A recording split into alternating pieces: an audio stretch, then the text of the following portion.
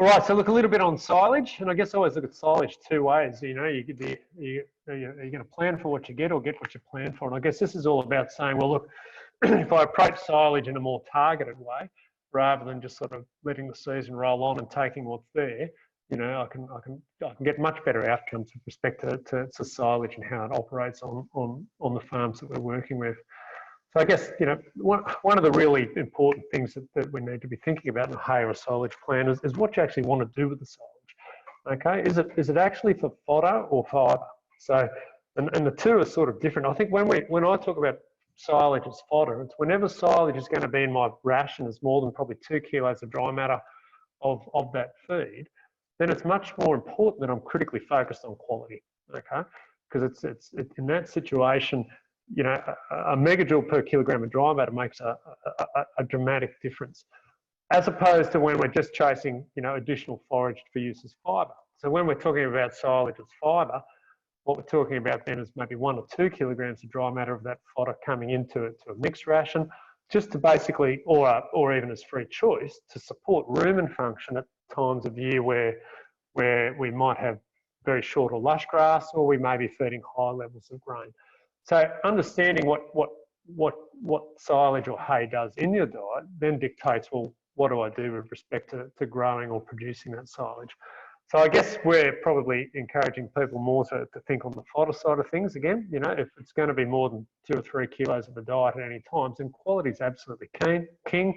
And again, if we put that into a matrix with bought feed and bought fodder prices this year, you know, the most important thing that's hardest to replicate with anything that you buy cost effectively is actually very high quality, high digestibility fodder. So having that as the focus of your program is absolutely critical. I guess, do you have a target, and have you set some targets for how much you want? And, you know, well, what have you actually based that on? Is it sort of a gut feeling that you just want to fill the pits up because that's what you normally have? Okay. Or is it more about saying, well, look, I need 3 tonne of cow of dry matter, or 1 tonne of dry matter of cow, and I'm going to actually set my system up around doing that. Okay. And again, do I want as much as I possibly can get, or am I happy to take just what surplus comes from normal growth under current farming systems? But again, this is an important issue because you can manage your farm a little differently. We can be more aggressive with things like fertiliser inputs and how we manage grazing. We can even force a little bit of substitution into our feeding system, particularly when bought feed are at a lower cost, to actually drive a little bit more ryegrass silage if that's what our feed system needs. So I guess thinking about that in, you know, a bit more cerebrally is really, really important with respect to our silage making plans. So I guess, yeah, any thoughts around the room about what people are thinking with respect to silage and targets and philosophies? Does that sort of make sense to everyone? I'll just say something, Neil. Like, the good thing about silage is it is a grazing tool, and sometimes, I think I mentioned this on the call the other day, but sometimes we do look at targets and try to stick to them rather than actually look at what's in front of us. And I remember only 4 years ago, there was farmers around here that had cut twice as much silage as they would normally cut for the year, and they didn't want to cut any more. And then we got to the next winter and they'd run out of silage. So, you know, at the end of the day, ideally it's a grazing tool as much as it is, you know, storing of surplus fodder.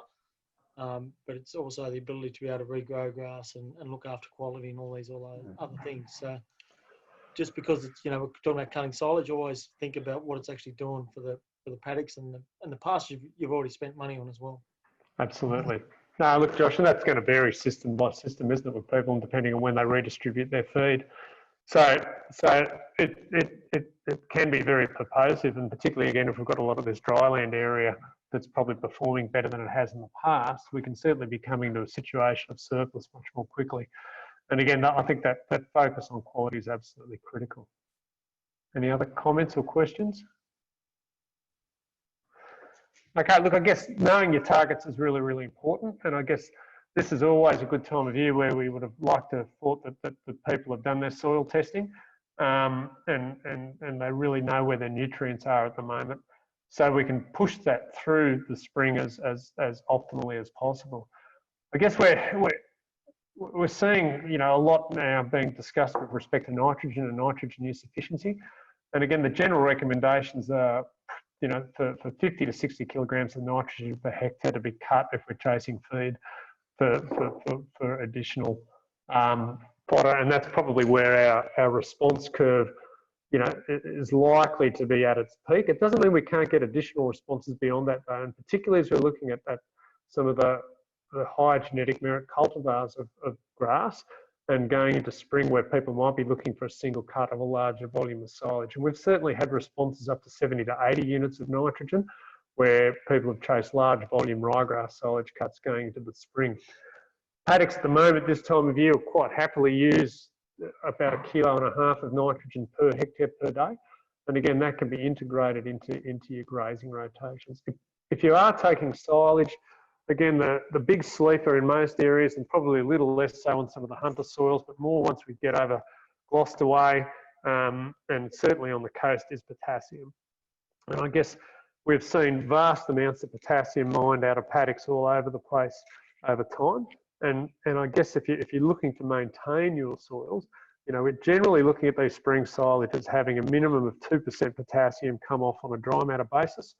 So what that basically means is that for every tonne of dry matter of silage that's coming off, or hay, if you're at around that 2% potassium on a dry matter basis, you're looking at 20 kilograms of elemental potassium per tonne of dry matter being removed. And again, if you're looking to maintain soils, particularly once you get away from the heavier soils in the hunter that are often naturally higher in potassium, not all of them, but a lot of them are, then that 2% should probably be a minimum that we think about with respect to maintenance. A lot of the time, phosphorus and sulphur have been loaded up at the front of the year. But again, if we've had a lot of rain and a lot of wash-off event, we can see that not only does nitrogen potentially leach out, in some of its sulphur levels can be down as well. So we shouldn't forget about sulphur. And again, if your farm individually has had trace elements diagnosed as being deficient in your pastures, then we shouldn't ignore those as well, because we can get responses to trace elements when they are deficient. So again, I'll flick over to Kyle and Josh to see if they've got anything that they'd like to add to that. I'll only add that, treat nitrogen as a feed source. So, obviously if we're needing feed, there's 3 really good videos on YouTube, which Richard Eckhart goes through about nitrogen use. So I'd recommend getting onto them because they really do cover the amount of nitrogen, when to apply it, and how much. And they're the 3 questions that you need to keep asking yourself. Yep. Yeah. Look, I think Kyle, have you got anything you want to add to that? I mean, you've got some differences with your soils over there in the hunter. It tends to mineralise nitrogen a bit better as well. So quite often you've got some better base levels. And again, you've got different potassium situations over there. Yeah, I guess you got to know what you're looking at, and you've seen places I go to as well, Neil. With you look at Ian Simpson's place. I bring that up all the time. We had a gold mine of potassium up on some of those paddocks, and then a change in some of the lower paddocks. So absolutely, you got to know where you're at on your own farm. You can have variability, so just getting that benchmark, knowing what your paddocks are, and treat them accordingly. Obviously, you're going to get a response from potassium as well in terms of your legume crops and lucerne, especially going into spring, and setting them up. Is obviously it has a higher importance of potassium than other crops will. So make sure you know what you're looking at and get those levels right. Yeah. And look, I think that's going to be particularly important again for guys like Tim. Is Tim Boone still online with us, Liz? With the organic systems there is how to, if you're talking about silage as a significant part of your system, coming up with solutions that allow you to manage nutrient export are going to be really, really important. And understanding where things like your potassium in particular is going to come from in that system is potentially problematic. We've got some options, I guess, with things like the poultry manures. Using a lot of chicken litter silage, chicken litter compost and that sort of stuff. Absolutely. Yep. So your poultries are probably going to be your best friend up there, Tim. And look, they're tremendous for a number of reasons. Firstly, they do a wonderful job of building your soil phosphorus levels, but they're an excellent source of sort of both quick and slow release nitrogen and a good source of potassium. So it's some probably cerebral thinking about how you go around cutting paddocks and making sure over time that you're not repeatedly cutting the same paddocks. Looking at where you're feeding out as well as a way of shifting nutrient back into those paddocks is going to be important. And again, there's a lot more, sorry, I was going to say I've got a lot more flavour in the system this year. Excellent. Keep that N up. Now, how does silage respond to culling and mailing up and that sort of stuff? Oh, sorry, flavour. So will that handle pretty low cut, or do I need to raise the cut a bit?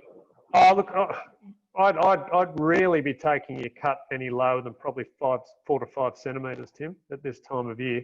You know, depending on the type of clovers, your white clovers should be sort of prostate and growing across the ground and stole, you know, quite stoloniferous, growing from quite a low point.